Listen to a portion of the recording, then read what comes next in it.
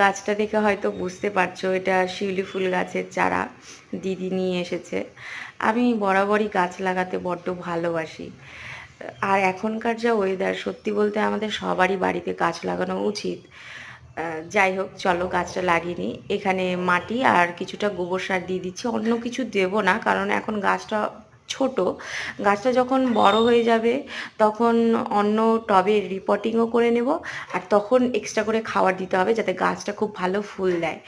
আর এইখানে আমি একটা জিনিস লক্ষ্য করলাম, আমি পরে দেখছি যে আমার ক্যামেরাটা ঘুরে গেছে। আসলে এক হাতে গাছ লাগাচ্ছি আর আরেক হাতে মোবাইলটা ধরেছিলাম, ধরে দেওয়ার কেউ ছিল না।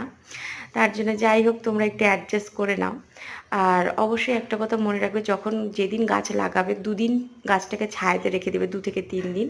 তারপর তাকে ডাইরেক্ট সানলাইটে রেখে দিও।